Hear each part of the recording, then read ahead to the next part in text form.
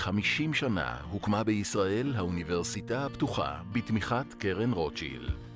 אין ולא יכולה להיות אינפלציה בהשכלה. אנחנו רוצים שהעם בישראל יהיה עם משכיל. החזון נשמע דמיוני, השכלה גבוהה לכל אחד ואחת. לא משנה מאין באו ובאיזו דרך הלכו. באוניברסיטה הפתוחה אני יכולה לאפשר לעצמי את כל זה. אני יכולה ללמוד בשעות הנוחות לי, בערב, בבית. פיתוח פדגוגיה ייחודית וטכנולוגיות למידה מתקדמות. השידור הזה מועבר מהאולפן אל לוויין, וממנו אל כיתות ואל אתרים שנמצאים ופזורים בכל רחבי הארץ, ובעתיד גם מחוץ לגבולות המדינה. והעמדת הסטודנט והסטודנטית במרכז. הוא צריך ליהנות מעצם הלמידה, וזה ההבדל הגדול. כל זאת מבלי להתפשר על רמה אקדמית גבוהה. יותר רציני, יותר מדויק, אפילו אם תרצה יותר אקדמי. ועל סגל אקדמי מהשורה הראשונה. האוניברסיטה הפתוחה תגייס את הטובים שבכל האוניברסיטאות. מכאן שלמעשה נגייס את הנבחרת הלאומית בקרב המורים באוניברסיטאות. לאחר 50 שנה, כשהחזון המקורי עדיין מוביל אותה, האוניברסיטה הפתוחה היא כיום המוסד האקדמי הגדול בישראל. היא מטפחת חוקרים וחוקרות ומשמשת חממה למחקרים פורצי דרך. היא מובילה ומפתחת טכנולוגיות למידה חדשניות. לומדים בה סטודנטים וסטודנטיות בכל הגילים ומרקעים שונים, במגוון תחומי דעת ובתוכניות ייחודיות שנוצרו כדי לאפשר לכולם השכלה גבוהה הפותחת הזדמנויות לעתיד.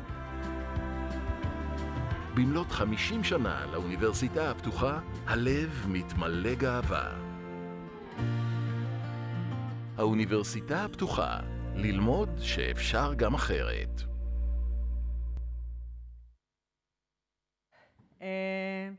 ברוכות הבאות וברוכים הבאים לכנס הישראלי הבין-לאומי של מדעי הרוח והחברה הדיגיטליים. כמו שאתם יודעים, התחום של מדעי הרוח והחברה הדיגיטליים זה תחום שמאוד מתפתח בשנים האחרונות גם בארץ וגם בעולם. כאן בישראל יש לנו בכל אחת מהאוניברסיטאות מרכז כזה או אחר שבעצם מקדם מחקר והכשרה בתחום. לפני בערך שנה חברנו כל הנציגים מכל האוניברסיטאות וחשבנו איך אפשר לשתף פעולה. עלו כל מיני רעיונות כמו מאגר של קורסים משותף, כתב עת, תשתיות משותפות, וגם עלה רעיון של כנס שנתי בינלאומי של התחום. הרמנו את הכפפה והתנדבנו לארח את הכנס המשותף הראשון כאן באוניברסיטה הפתוחה. שמי דפנה קניג, אני מנהלת המרחב הדיגיטלי, המרכז למדעי הרוח והחברה הדיגיטליים באוניברסיטה הפתוחה, ואני מתרגשת ושמחה לארח אתכן ואתכם כאן היום. לפני שנעבור לברכות, חשוב לי לציין שיש לנו עדיין 55 חטופים וחטופות בעזה, ואלפי חיילים וחיילות שנלחמים ומסכנים את החיים שלהם בכל רגע. זה מצב קשה, עד בלתי אפשרי, ואני מאוד מאוד מקווה שזה ישתנה במהרה. ובמעבר חד, כמו שאנחנו עושים כל הזמן בתקופה הזאת, אני רוצה להזמין את פרופסור לאו קורי, הנשיא של האוניברסיטה הפתוחה, לברך.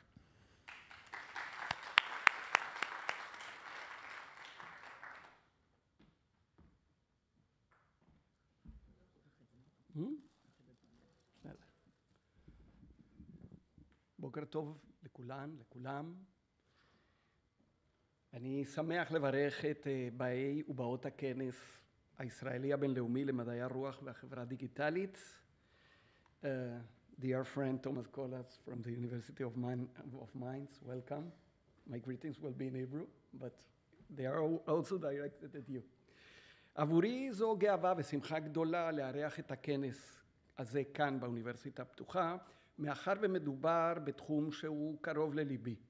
ובמיוחד מכיוון שמדובר בתחום משמעותי מאוד במוסד שלנו, דרך הפעילות של המרחב הדיגיטלי, שכמובן חבריו תרמו לארגון המוצלח של הכנס הזה, ביחד עם חברים ממוסדות אחרים, והם גם מציגים בו את עבודותיהם. ראיתם את הסרטון של האוניברסיטה הפתוחה, שאנחנו מציינים 50 שנה לקיום המוסד, ובשבועיים שקדמו לכנס הזה, קיימנו כאן בקמפוס המרכזי של האוניברסיטה הפתוחה 7 טקסים מרגשים, שבהם הענקנו תארים ל4,080 בוגרות ובוגרים, שהיו מאוד גאים ומאושרים, וגם אנחנו היינו ביחד איתם. גם קיימנו טקס לא פחות מרגש ומרשים, שבו הענקנו תארים של כבוד, לא שומעים? תארים של כבוד ל4 נשים ו3 גברים בעלי הישגים יוצאי דופן ותרומה חשובה לחברה הישראלית. כל הטקסים האלה היו יריית פתיחה לשורת מהלכים שילוו אותנו לאורך החודשים הקרובים, ושנועדו לציין את 50 השנה להיווסדה של האוניברסיטה. טקסי הבוגרים שלנו, תמיד חשוב לי להגיד, הם משקפים בצורה מעוררת השראה את פירות עבודתנו, מכיוון שניתן לפגוש בהם במלוא הדרו את הפסיפס המפואר של החברה הישראלית על כל מרכיביה. תושבות ותושבי הפריפריה הגיאוגרפית והסוציו-אקונומית, ובכלל תושבי שלל יישובי המדינה, בנות ובני החברה הערבית והדרוזית וגם החרדית, חיילים בסדיר ובקבע, חיילות וחיילים ששירתו ימים רבים במילואים מאז 7 באוקטובר ובני משפחותיהם, וגם תלמידות ותלמידי תיכון.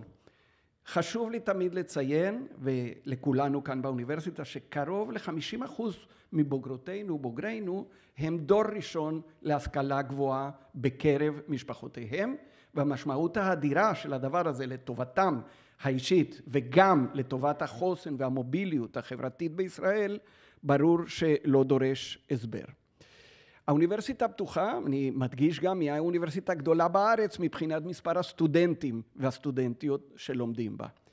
לאורך יובל שנים, 88,845 סטודנטיות וסטודנטים השלימו כאן תארים, ועוד 100,000 למדו אצלנו קורסים רבים בתחומי ידע רבים.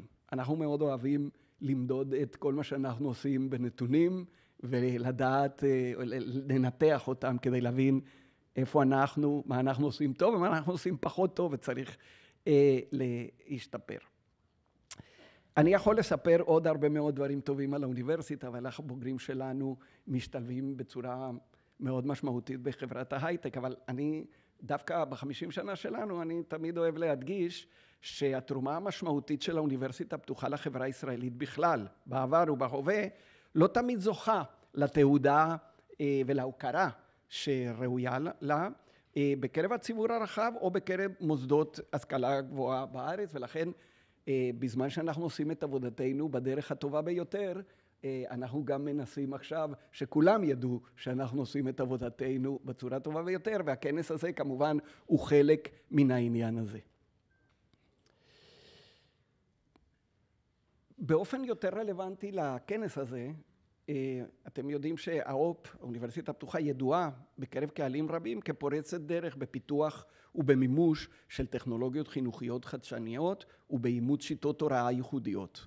ואנחנו ממשיכים לקדם במרץ את הפן הזה של פעילותנו, ובוודאי שלא תופתעו לשמוע שאנו מקדישים משאבים ומחשבה רבה לפיתוח שיטות הוראה ולמידה מבוססת AI, וכולם עושים את זה. אבל אני יכול להגיד תמיד בצורה מאוד אחראית, שאצלנו זה יהיה אחרת, וזה יהיה ייחודי, בשל העובדה הפשוטה, שאנחנו נוכל לנצל באופן מיטבי את האוצר העצום הזה, שמגולם בשילוב של ספרי הלימוד האיכותיים שלנו, שהם בעצם המקור לכל ההוראה שלנו, וזה מה שכל התלמידים לומדים. הפלטפורמות הדיגיטליות, המתוחכמות, שבעזרתם אנחנו מנהלים את הלימודים, גם מהצד של המנחים והמורים וגם מהצד של הסטודנטים. ובקיצור, יש לנו איזה מאגר יוצא דופן. אני חושב שייחודי בעולם, שהמודלים, ה-LLM, שאיתם עושים את מה שעושים בימינו ויעשו עם במסגרת ה-AI, אצלנו זה הולך להיות משהו שנוגע באופן ישיר למה שיש לנו כאן, ויתרה מזאת לא יוצא החוצה, כך שלא ייכנסו לפה במודלים שלנו כל מיני הזיות, כמו שקוראים לזה בהקשר הזה ובכלל. אז אני לא אפרט יותר מדי על זה, אבל אני בטוח שכל היושבים כאן יכולים להפעיל את הדמיון ואת הידע שלהם, להבין למה אני טוען, ואנחנו טוענים כל הזמן שהפיתוחים האלה שכבר התחילו להתגלגל אצלנו יהיו ייחודיים. ואם אנחנו מגיעים לנושא של הדיגיטל humanities, כפי שאמרתי, הוא קרוב לליבי, אני אספר לכם שאלמלא נבחרתי לתפקיד הנשיא לפני כשנתיים, הייתי מקדיש היום חלק ניכר מזמני כפרופסור אמריטוס באוניברסיטת תל אביב, לפרויקט שאותו התחלתי עם כמה שותפים גרמנים, ושעסק בשאלת הפצת הידע המדעי והשינויים שחלו בו בעקבות עליית הדפוס, וזה, הפרויקט היה מבוסס על ניתוח חישובי עם כלים דיגיטליים מתוחכמים של טקסטים, תרשימים, מבנה הספר, מרגינליה ועוד כל מיני דברים כאלה, עם פוקוס על מאות מהדורות לאורך 150 שנה של ספרי האריתמטיקה והגיאומטריה של אוקליד, וגם ספר מאוד מפורסם של אסטרונום שהוא קצת פחות ידוע, אבל הוא מאוד חשוב, שהוא סקרובוסקו. טוב, אבל בסוף אני לא שם, אני כאן. אבל לפחות יש לי הזדמנות לספר על הפרויקט שלא עשיתי, גם זה משהו טוב. טוב, כמו בכל הזדמנות שאני צריך לברך, אני עיינתי בתוכנית הכנס, והתמלאתי סקרנות וגם קינה רבה על כך שבזמן שאני אעסוק כאן בכל מיני סוגיות מהסוג שנשיאים עוסקים בהם, אתם תשבו כאן בכיתות וגם באולמות היפים שלנו, המרווחים והנוחים, ותשמעו הרצאות מרתקות. אז במצבים כאלה, מכיוון שאני לא אשמע את ההרצאות, כנראה מה שאני עושה, ואני תמיד עושה את זה, אני תמיד אומר את זה, אני קורא בעיון את התוכנית, ושואל את עצמי, אם היו מעמידים אותי מול הפינה, ושואלים אותי מה הרצאה אחת שאתה היית רוצה לשמוע מכל אלה, ואז אני בוחר. עכשיו, כמובן שזו בחירה מסוכנת, כי אז אני מסתכסך עם כל יתר היושבים כאן, אז בכל זאת אני אגיד, למעשה יש 2 שהייתי רוצה להקשיב להם, ואולי זה עוד יקרה. 1, מיני רבות טובות. Reconstructing Mandate Palestine's Patent Registry. הרצאה או עבודה של מיכאל בירנהאג ועודד זרחיה, שניהם מאוניברסיטת תל אביב, לא ראיתי אותם כאן, אז... עודד, אני מסתכל עליך כל הזמן, אבל את מיכאל לא ראיתי, יש כמה סיבות למה הייתי בוחר בזה. 1, כי מדובר על תקופת המנדט, שזו תקופה מרתקת, ולי יצא גם במחקרים שלי על היסטוריה של המדע לעסוק בהם. עניין הפטנטים הוא מאוד חשוב להבין את התפתחות הידע, וגם כעבודה שעשינו עם מעודד על כמה דברים, כמה יוזמות מעניינות בתל אביב, זה עוד יותר מסקרן אותי ומושך אותי. וההרצאה השנייה זה משהו אחר לגמרי. השם של ההרצאה היא סטיקרים של זיכרון, הנצחה אישית וקולקטיבית במרחב הציבורי לאחר ה7 באוקטובר. המרצה היא אלה בביאן, אלה את פה? יופי. והסיבה, יש כמה סיבות, אבל אני אתחיל בניחוש.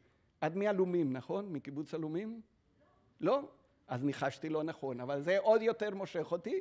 לא, כי אני חושב שזה נושא מרתק, הוא נוגע מה שאנחנו קראנו, הנגב המערבי, כלומר העוטף, וגם שם ליבי איתם כל הזמן. אז בכל זאת אני אנסה לבוא, הייתי בטוח שעד מאלומים, מה שהיה מחזק עוד יותר את הקשר לעבודה.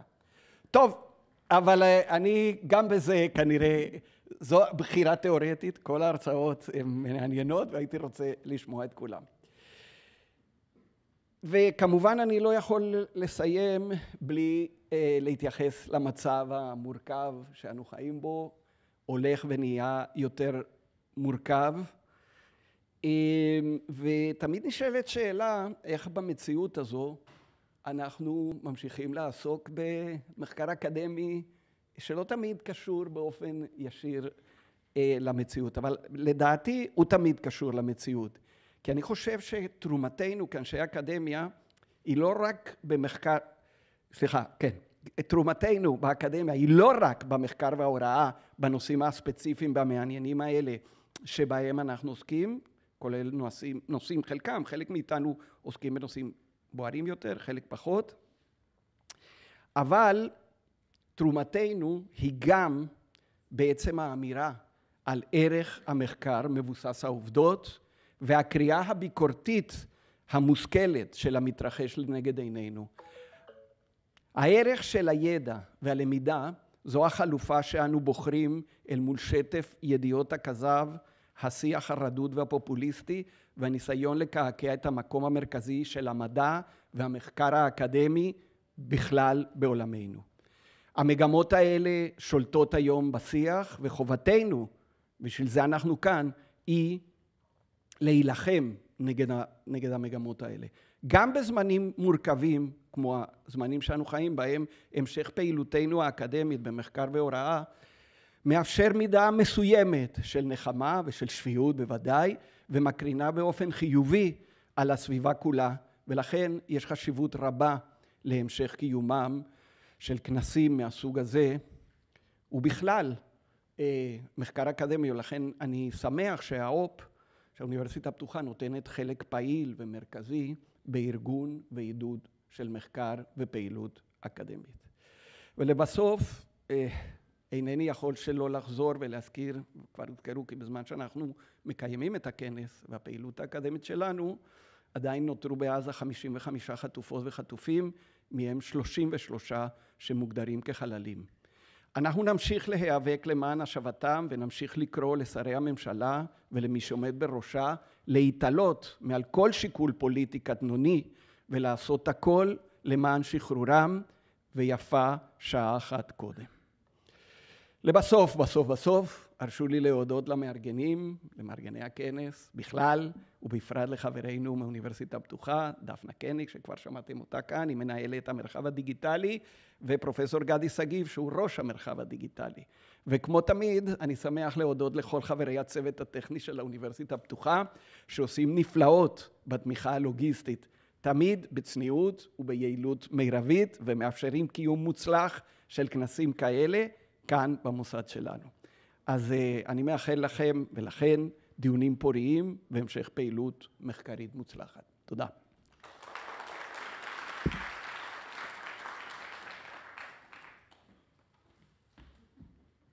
טוב, תודה רבה לאו. אני עכשיו אזמין את פרופסור גדי סגיב, שהוא הראש של המרחב הדיגיטלי, כמו שלאו אמר, וגם מנהל המחלקה להיסטוריה, פילוסופיה ומדעי היהדות. בבקשה, גדי.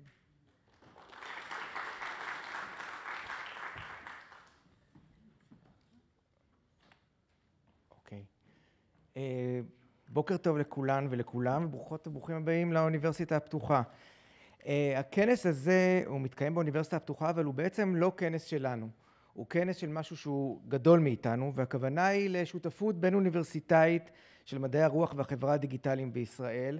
זו שותפות חדשה, בת כמה חודשים בלבד, ברמה הפורמלית למחצה, והכנס הזה הוא אחד מפירות שיתוף הפעולה הזה.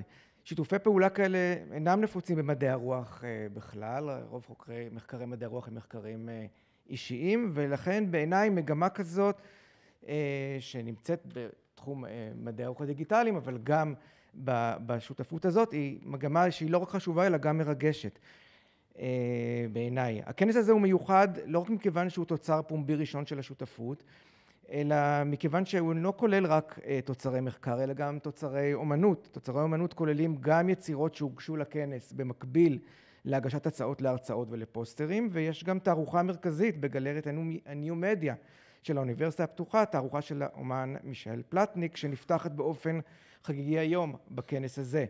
אנחנו גם ביקשנו במפורש עוד היבט של ייחוד, הצעות המתייחסות למה שמכונה המצב, וזאת אולי הדרך שלנו לגשר על המתח הזה בין מגדל השן האקדמי שכביכול מנותק ממה שקורה בחוץ, לבין המציאות הסוערת שמחוץ לנו. וכיוון שזה כנס שהוא בעצם מבחינה עמוקה הוא לא שלנו אלא של שותפות, אני מבקש להודות לכל המוסדות השותפים, אבל במיוחד לחברות וחברי הוועדה האקדמית שייצגו את המוסדות, והיו שתי ועדות, הייתה ועדה אחת להרצאות ולפוסטרים, וועדה אחת ליצירות אומנות. אני מבקש להודות לגילה פריבור מבר אילן, ליעל דקל מהאוניברסיטה הפתוחה, ליעל נצר מהאוניברסיטה העברית שהייתה בשתי הוועדות, עבדה קשה במיוחד, לנעמה שפטלוביץ' מאוניברסיטת תל אביב ולאייל גרוס מהמכון טכנולוגי חולון. אני גם מבקש להודות לאוצרות התערוכה של מישל פלטניק, חבל דובי וקרמית בלומנזון, ואומנם זה כנס של שותפות והוא לא של האוניברסיטה הפתוחה, אבל אנחנו מארחים אותו ברמה הטכנית, ואנחנו הצענו לארח את הכנס הראשון הזה, כי ידענו שיש לנו יכולת טובה בארגון אירועים כאלה, וזה המקום להודות לעובדות המרכז למדעי הרוח והחברה הדיגיטליים, המרחב הדיגיטלי, דפנה קניג המנהלת, לגלעד גוטמן ולנילי פז, וגם לכל המעטפת המנהלית של האוניברסיטה הפתוחה, למחלקת האירועים בראשות שי לוי, ולמחלקות אחרות כמו כספים, רכש והוצאה לאור. כל מי שארגן כנס יודע כמה צריך להכיר את כל האוניברסיטה כדי בשביל כנס אחד כמה צריך יותר מאשר כפר שלם. יש לנו מנהלה מעולה ואנחנו מאוד מאוד גאים בה. אני באופן אישי חבר די זוטר בקהילה המרשימה של מדעי הרוח והחברה הדיגיטליים בישראל, ודווקא משום כך אני מרשה לעצמי להזמין את כולן וכולם לשמור על קשר עם הקהילה הזאת ואיתנו, ולהצטרף, לתרום ולהתערם. מאחל לכולנו כנס מוצלח ומהנה. תודה.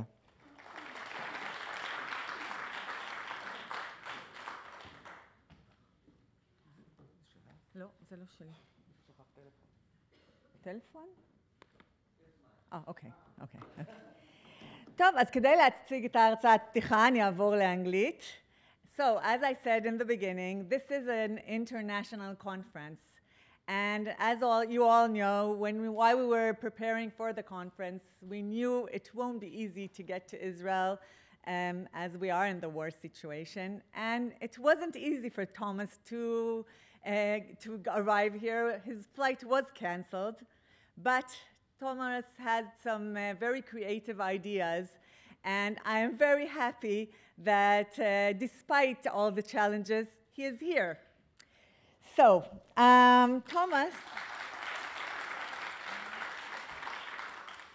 is going to speak about the good, the bad, and the ugly, some thoughts on the digital editions, infrastructures, and the humanities. Thomas is a researcher at the Academy of Sciences and Literature at Mainz. He is part of the Digital Academy, and he is involved in the 24-year project, Buber Correspondences Digital, as well as the 12-year project, Flash's Correspondences Digital. In addition, he is responsible for Epidat, the research platform for Jewish epigraphy as part of a scientific cooperation between the Academy and the Steinheim Institute for German Jewish History in Essen. He was also involved in several DH projects, including the network projects, TextGrid and Daria, and spatial relations.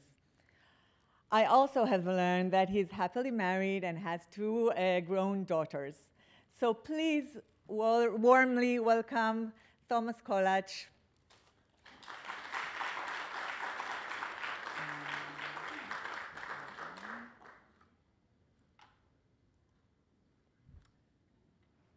Yeah, I think it's okay. How much time do you have till? Because it's already 10? 25 minutes. 25 minutes. Okay, I will keep the time. I will give you a note. Very good, very good. Give me a note. Now, thank you very much for having me here. I'm really honored to could speak to you about the good, the bad, and the ugly. In the first part of my, now I can't see my slides. In the first part, I will briefly present 3 editions from the last 24 years in which I was involved in the conceptualization and programming. And to bridge the gap to the closing keynote, gradually Digital Humanities, DH, became my profession. 2 of these editions are have very long run times, making infrastructural issues increasingly important and interesting also. I will discuss some of these challenging solutions and opportunities also in the second section. And finally, I will attempt to make sense of the title of my keynote, which is The Good, the Bad, and the Ugly. On the first part, digital editions, I will present 3 editions. I will start with EPIDAT. Daphna already mentioned it. It's a research platform for Jewish epigraphy. It started in 2002 and is still running. 80% of the edition of mainly Hebrew headstones are born digital. So we are willing editing the first time the editions, and we doing from the start on in a digital way. 20%, about 20% are retrodigitations from books or files somebody found in his drawer. We have currently 600 historical Jewish cemeteries in our corpus. About 50,000 headstones, 56,000 persons, and about 90,000 digital images. So it's really a huge corpus. The time span is 900 years from 11th century till 20th century, and 6 European countries are involved. EPIDAT is embedded, hosted at the Steinem Institute, and since recently we have also a research data repository on GitLab with research formats in different research data in different formats. So if you want to work with our data, it's possible, and if you need the format, just give me a call and I will try to, if you're interested in the text or in the forms, it's possible, and I will show you that we made a lot of corporations and people working with our data without that we know it always. I have to find the mouse, and my presentation is online, so you can, all these violet things are links, and you can also click on the images and have it a little bit bigger. So okay. Next projects I want to talk very short about it is a project which took me 1 month, but it's important for some infrastructural issues we embedded in it. It's a biographical portal to the rabbis. It started in the 18th century and goes to 1945. And it was a project 10 years ago. And it was a retrodigitization. There were 4 volumes published with biographies of all these rabbis. And what we did when we went online, we enriched this with identifier provided by the German National Library. And we used a very small format. It's called Beacon. I will talk a bit about it in a minute. Which made very useful linked data options possible. And here you see on the left side is the text of the volume. It's about Jakob Ecklinger, the last, a famous rabbi in Altona. He was the last Rosh Bedin active in Germany in these days. And on the right side, you get external sources, and all these things, the link to Wikipedia, the link to the epigraphical database, and even the photo are taken from open online sources. So this is really enrichment on the fly. It's not something we are doing, but it's provided via the GND identifier, which you can see here. A last project I want to talk about is the Buber Correspondences Digital Project. We get funding for 25 years, so it will end in 2045, and then it should go. It should be online for at least 50 more years. So it's from the start of a Born Digital project. We are in most cases the first who had a look at this correspondence. There are smaller. We are not the first that looked at letters of Martin Buber, but we are the first who tried to scope with the whole corpus, which are about 42,000 correspondences, which is really, really a lot. It's about 110,000 digital images, and one image is 1 page. So it's really a huge corpus, and We have more than 7,000 correspondence partners. He really has written a lot in his lifetime, and we are still finding a lot of letters by Martin Luther in Martin Buber. Sorry. I'm a little bit nervous. Martin Buber in many archives abroad. The time span is his life, actually. We have letters from 1895 till 1965. It's a worldwide continent. Really, all continents are in this corpus. We have currently know about 16 languages. And my dear colleague Denise Joskola created the term modular edition. We are not able to publish all this stuff in full time. Even in 23 years, it's not modular. That's why we're doing a modular edition. And if you ask me what it is, I can elaborate it after the talk. Our edition is TI encoded, schema-based. We're using TI's one document does it all magic, and we don't have a website yet.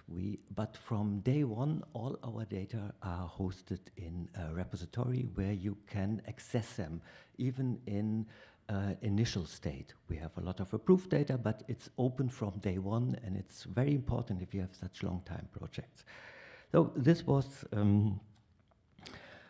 what I wanted to say on digital editions, and I will come back to all of these editions in the second part. For long-term projects such as Epidat and Buber, having viable digital infrastructures, practicable workflows, and reliable standards is essential. When it comes to text encoding, the matter is simple. The TI offers convincing proposals. We don't have to think about how to encode text because we have the text encoding initiative.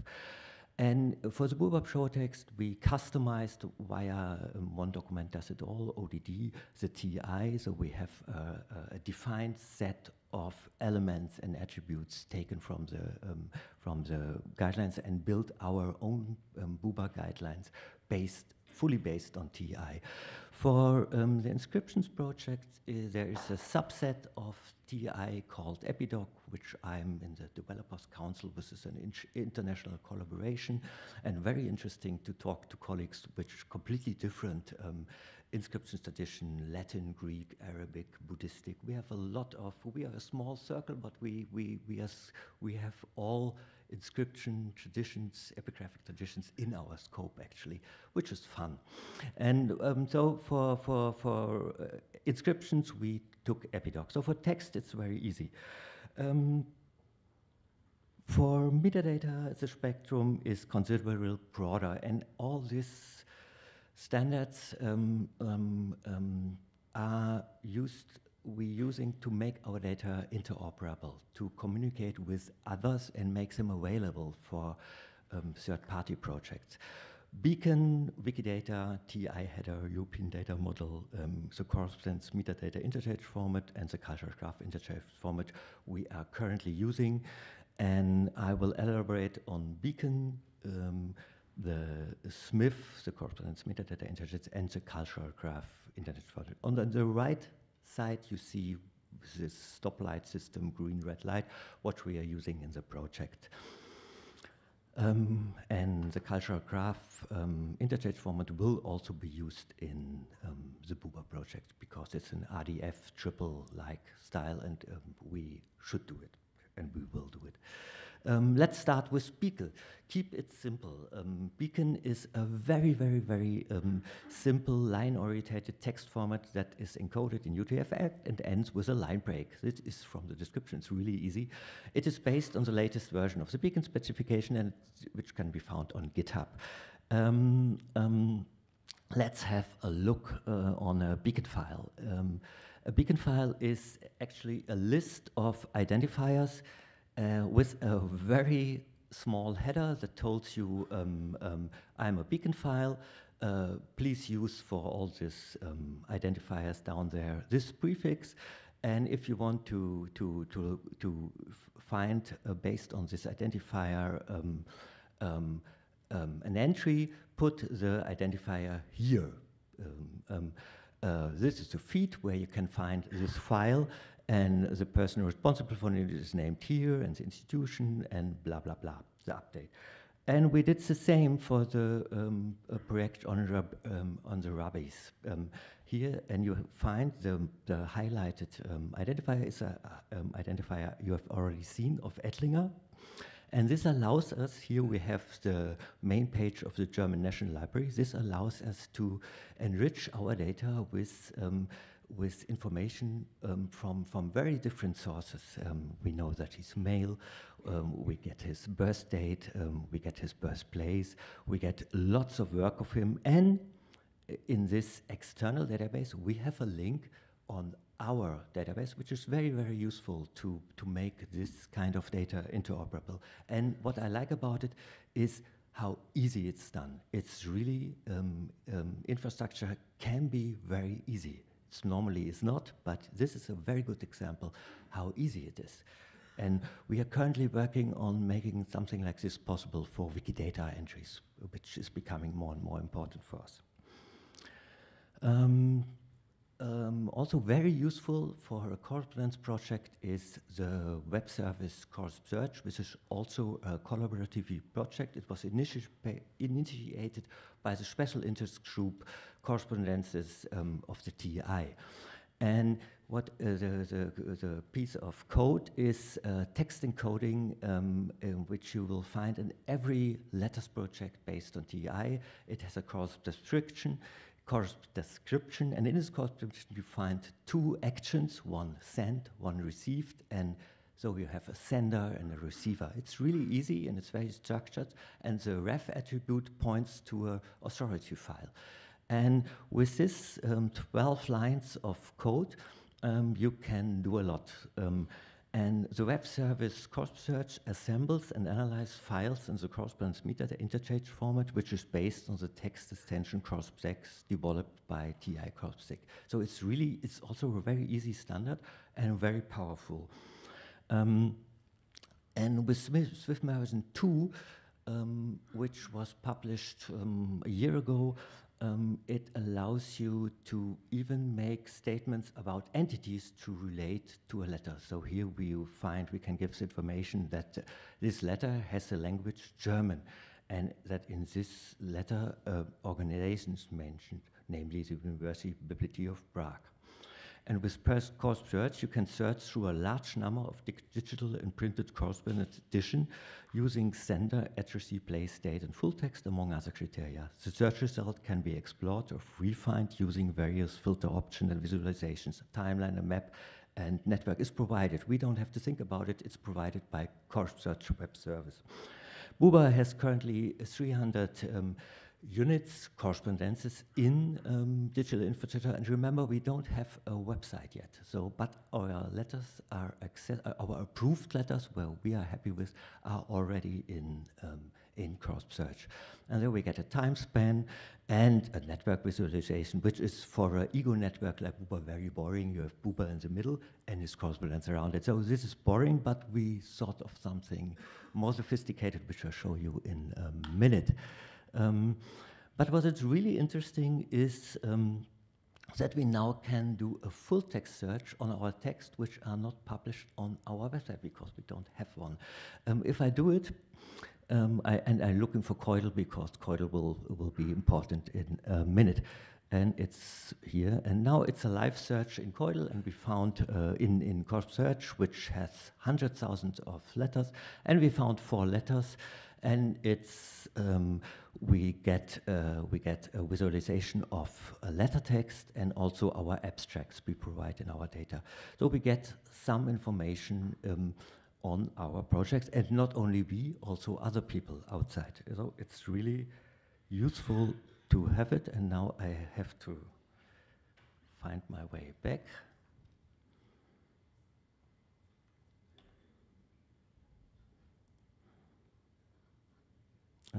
Oh yeah. Okay. Okay. And you can also search across projects. This GND ID is the ID of Theodor Herzl, and if I will click on it, you will find 8 editions, among them ours. all about letters where Theodor Hessel is mentioned. I will not do it because it went a little bit wrong a few seconds ago, and I will sum up on Corpsearch by providing structured metadata to the web service Corpsearch. BigID is embedded in an infrastructure, a network of correspondences. And I'm still on time. I had to check it. Okay. This is a very useful service, and I can highly recommend it for every letters project. The cultural graph interface format is one building block of the federated acquisition of data of the cultural knowledge graph. CGIF is an easy to use, and it's really easy. It took me 2 hours. Lightweight interchange format based on schema.org for the harvesting of resources from data collections with key attributes, IRAs, names, dates, and terms, and so forth from controlled vocabularies. And this is a quote from the NFD CGFI specification. You find our JSON LD file here, and we also have a turtle file. And what we get from it is a Sparkle endpoint to our Headstone project. So it's really amazing. And in this whole corpus of triples, the Headstone project has about 800,000 triples provided to the National Cultural Knowledge Graph, and it's about 1% of the whole corpus. So we have a lot of data, and now they are in a much broader scope. And in 2 slides from here, I think I will show you some Sparkle queries in a federated surroundings. And our data are safeguarded in a completely different situation, which is very, very important and very good to know. And now I have to find the, whoops, the next slide. Something special and which is essential for our modular edition kind of things that we, as you've seen in Corpsearch gives you relations related to a letter. Persons are mentioned in a letter, organizations is mentioned in a letter has a certain language. What we doing and invented is we tried to make statements about relations between attention. So a person is active in a town. A person is a wide advisor of an organization of a person. And this makes metadata very dynamical, and it's a lot of fun to work with it. And we described it in our guidelines, which are completely TI-based, as I've already mentioned. Here you get a little example. You have a person, and you have a work by the aforementioned Karl Keudel, Phoenixkreise. And we sum up in an abstract form. We also have a human-readable abstract on this letter, which you have seen in the search I produced live. But what we did here is the person, P001 is Martin Buber, because he's our main person, perceives a work which has a certain internal key. And this person also criticizes this work. So here we made a triple kind of statement, and we're using the TI element relation, which provides, if applicable, relations between entities in a readable form for human and machine. And all this entity relation model of BigID is also described in our guidelines. And most of the metadata transformation formats described here can be generated through transformation.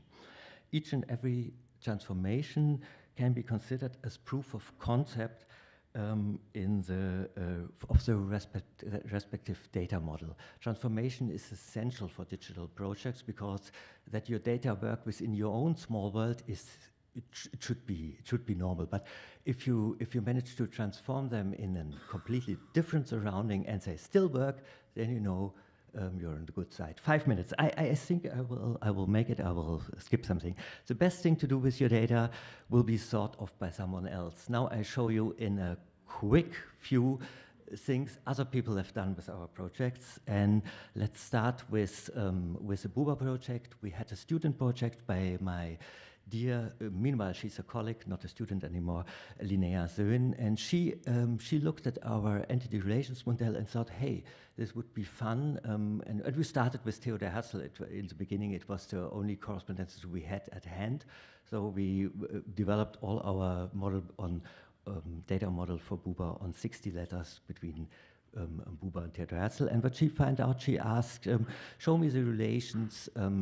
She made an RDF extraction of our, and the result is from 1899, these are the letter dates, to 85. There's this relation between Herzl and Buber. And you see at the beginning they are in consent with, and at the end Buber is an opponent of and offended by Theodor Herzl. So it's in Nietzsche the whole pitiful relation between Martin Buber and Herzl. And it was proof of concept, and it was not done by us, it was done by a third person.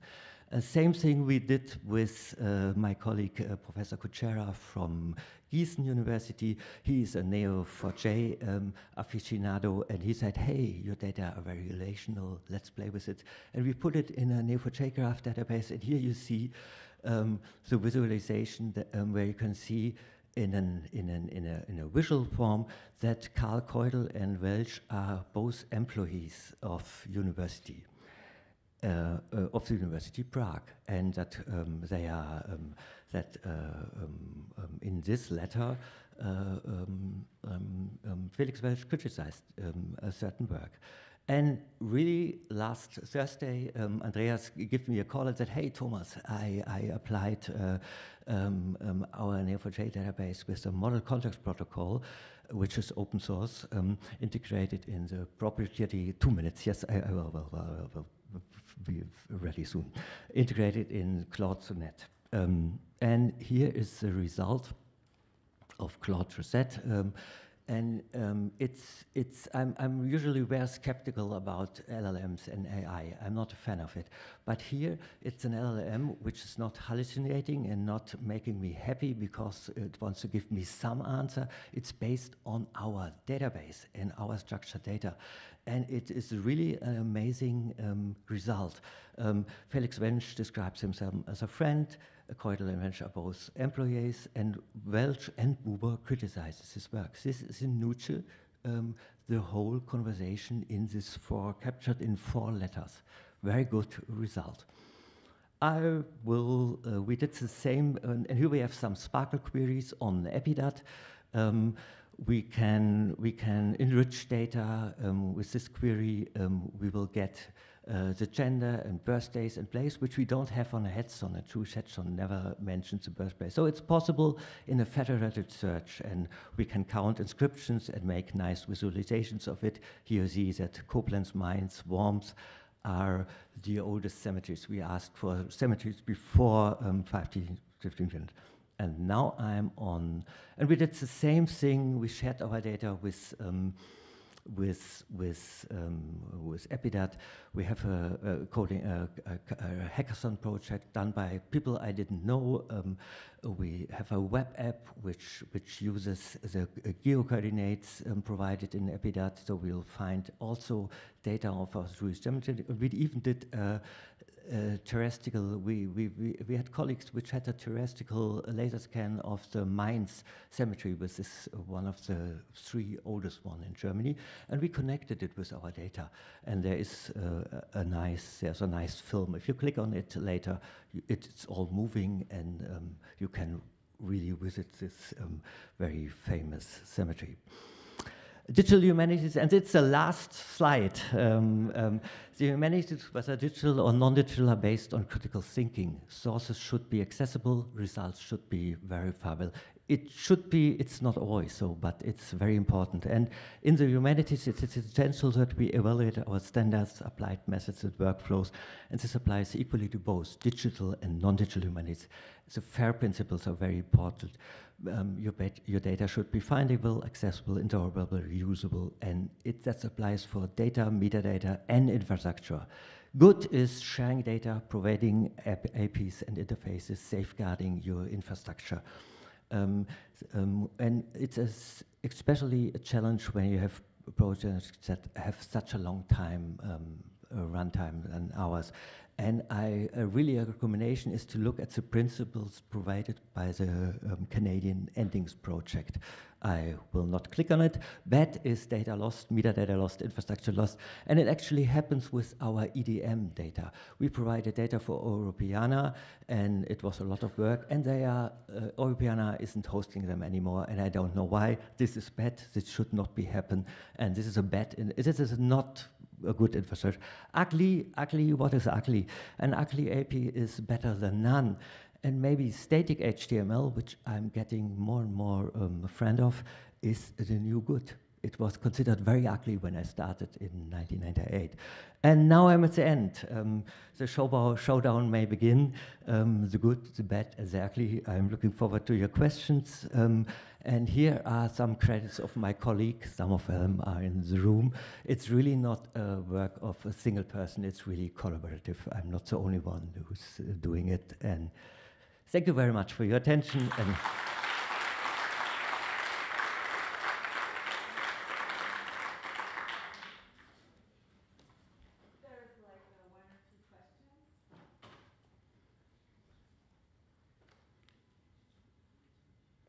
sure. Thank you. This was really amazing. You're like a magician of connectivity. One of the last slides, which you were forced to go over quickly, where you had Claude answer the information, and you said it's not hallucination because it's based on real data. Can you just give a little bit of detail on how you feed it the data? The data are just I feed I feed the Neo4j database, and it's an extract I produce from my XML data, TSV files for the entities and the relation between the entities. It's very easy. Just harvesting all the data, providing Google tables. I use Google spreadsheets, and then I make a call in Neo4j, and then I have them in Neo4j. Then I can work with Cypher, which we did before. This is done with a Cypher query. And with LLM, I can do it in, I really ask, what does Buber say about Keudel? Because I know it's an interesting result. It is a little bit fakey, but this really opens us the possibility to let my editors, which are not so keen in Cypher, their questions on our database. And in the beginning, Claude gives me information about my database, and it's all true. And he really enriches them. He tells me that Felix Welch is a friend of Kafka, which is not in our database. So it's taken from Wikidata because we provide a Wikidata entry. So it's really cool. And I'm still skeptical about AI, but this one really convinced me. And Andreas wanted to convince me. So and he knows our data very well. So, but it's working, and we will work more with it. Yeah. Thank you very much, Thomas. Yeah.